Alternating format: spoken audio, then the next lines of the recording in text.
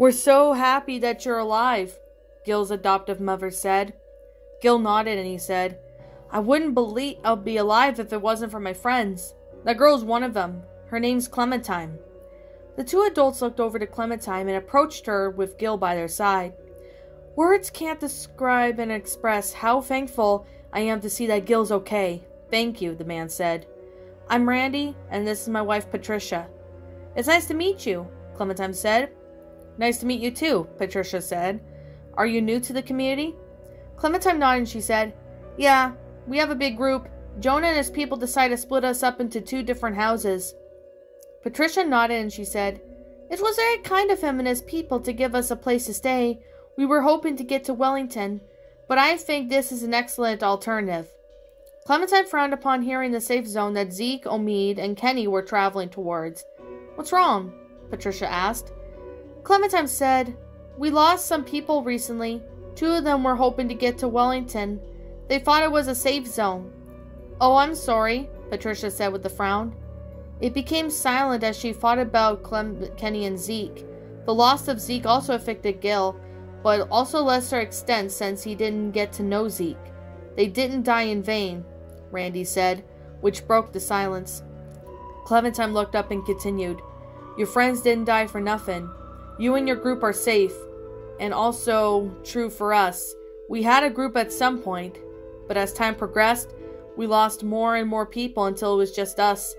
We'll always remember what they did for us." Clementine nodded and she said, "We're still going to go through the grieving process." "Well, we all are. To this day, I still can't stop thinking about all of our friends and family I've lost," Patricia said. "It might take a while, but time heals all wounds." "I guess," Clementine said. She knew that Patricia was lying, and she was trying to cheer her up. Clementine knew from a personal experience that that passage of time only took the edge of it off. After all, she was still sad about her biological parents. Lee and everyone she knew for the last 10 years were gone and never would come back. There was a long silence until Clementine said, "I'd better go change into something else." "That sounds like a good idea, sweetie. Do you need any help? Do you have a mommy to help you get cleaned up?" Patricia asked. Clementine said, but before she was interrupted, "It's okay, I got it." Clementine turned around to see her adoptive mother walking with Sarah. The girl didn't seem all there. She walked towards the house while Rebecca walked up to Randy and Patricia. "I didn't mean to come up as brash," Patricia said. "I understand. It's just that Mama Bear takes over at all times," Rebecca said. "Same thing happens to me." "I'm Patricia, and this is my husband, Randy. We're Gil's adoptive parents," Patricia said. Rebecca smiled and she said, "I'm Rebecca. You should be proud of Gil. He's been a trooper for all this." "Thanks. I think your girl's the same way," Patricia said, as Randy ruffled the boy's hair. "Thanks," Rebecca said. "I'd like to chat some more, but I should really get Clementine out of these clothes." "We understand. Perhaps we can come back over in a bit. It'll give us the kids a chance to play and talk for us to talk some more," Randy said. "I think that's a good idea. They should have play dates," Rebecca said.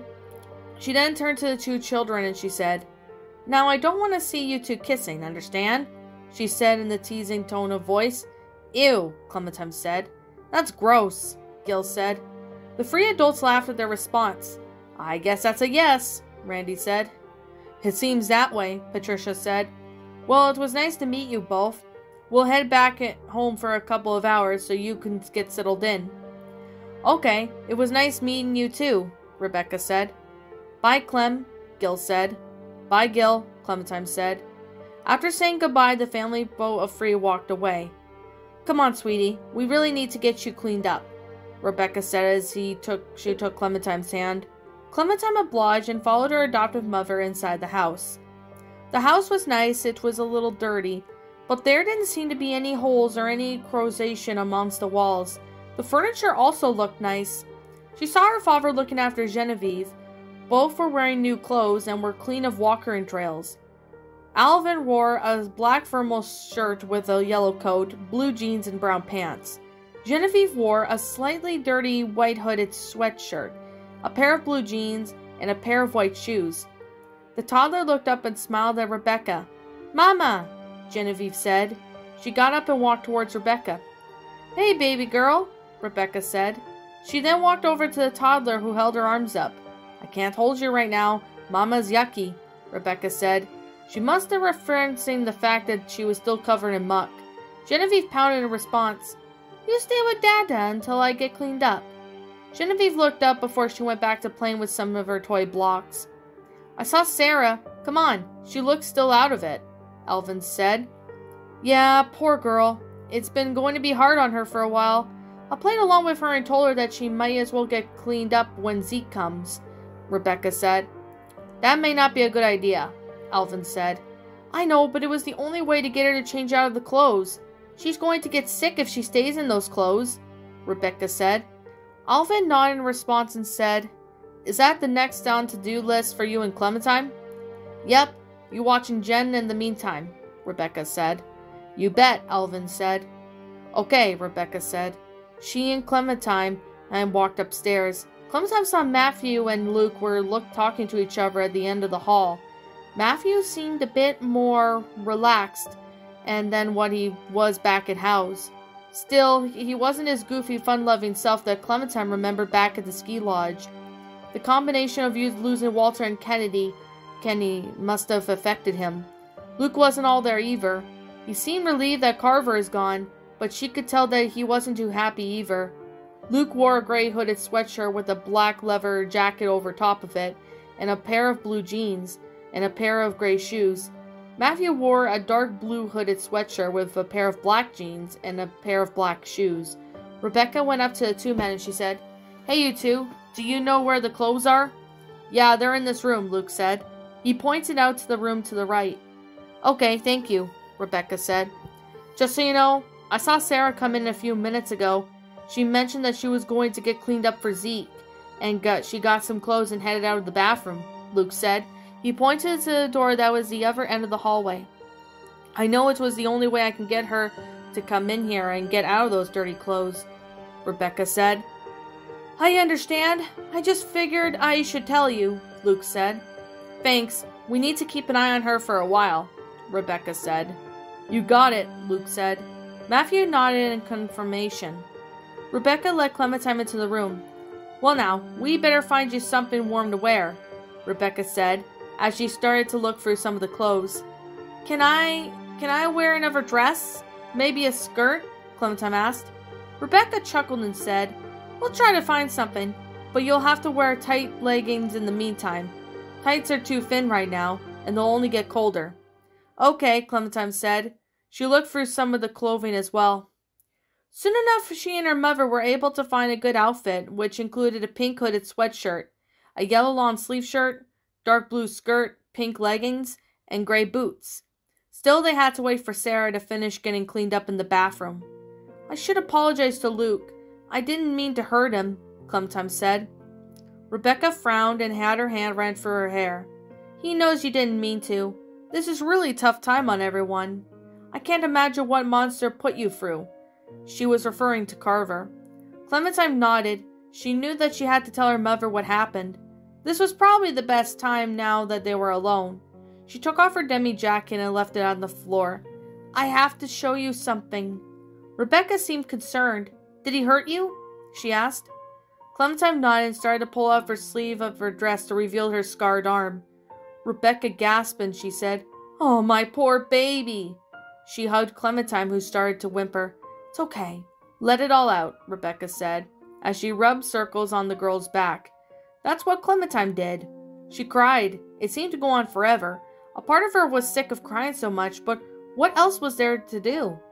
They stayed that way for a long time. Her eyes became puffy and cheeks became red.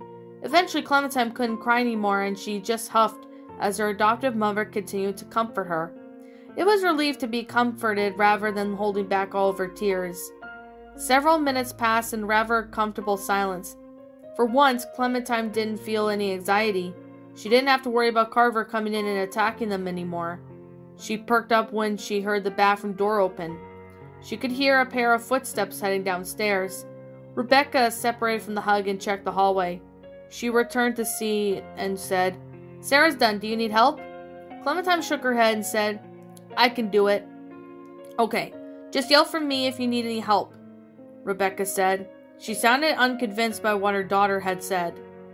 Zeke and Jane were around the campfire as evening turned into night. Zeke had managed to kill the weasel compound into a bow and arrow, and that he and Jane managed to find earlier. He could only find it a couple of arrows, but he figured that it was better than nothing. It felt a bit awkward compared to his bow and arrows since they didn't feel the same model. Still, it was nice to have a fresh meal. That's smart using a bow and arrow. They aren't as loud as a firearm, Jane said. That's the main reason why I use it, Zeke said. Jane nodded and said, I'm still not sure why you came with me, although I'm glad you did. Jane huffed and said, Because I think I can help you. Help you with what? Jane asked. Moving on, Zeke said.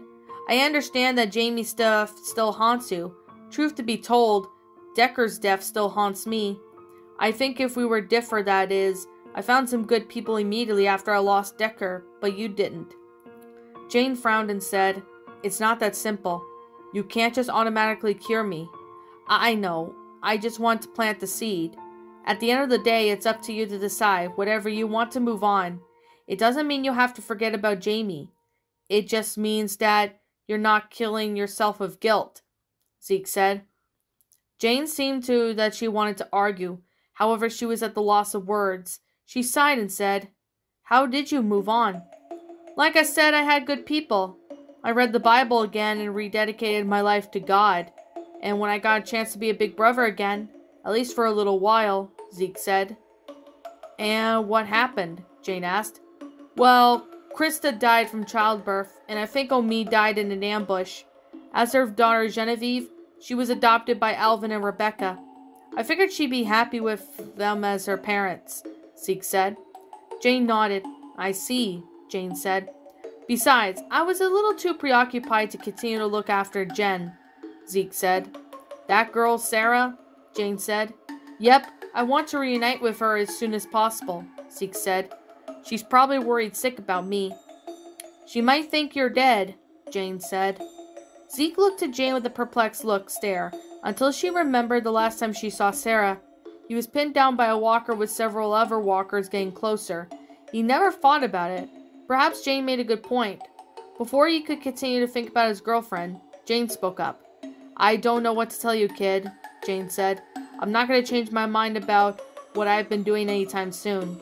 She lay back and continued to look up the stars. Why do you keep dwelling on the past? Zeke asked. Because there's no future. The past is all we have now, Jane said. Zeke shook his head. There was a time where he might have agreed with her. He lay down and thought about his life before the walkers. He wondered what it would have been like if his uncle guided him and Decker away from his father. He figured he would go out of his way to get into trouble and be snarky with everyone who called him out on it. While Decker would have the struggle to hold back his laughter and tried to be the voice of reason for his ridiculous older brother. He just wished he could hear his little brother's laugh one more time. He wiped away a couple of tears, and then he realized what he was doing the exact same thing that scolded Jane on. He was reliving the past. So what was it like having a little brother? Jane asked.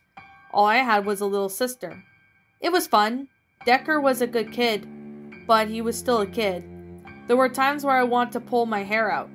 He would always call out to me anytime I swore. He would try to beat me up when I would act really snarky with him, or when I pulled a prank on him, Zeke said. Was that the worst thing he ever did? Jane asked. Zeke scoffed and said, He got a girlfriend before I did. Huh? Jane asked. Puppy love, Zeke said. They claimed that they were boyfriend-girlfriend, but it still didn't help my ego as much. Alright, your turn. What was it like having a younger sister?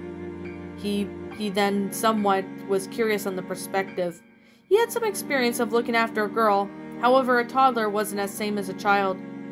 Jane scoffed and she said, Interesting. You know, being a big sister as well, it's funny.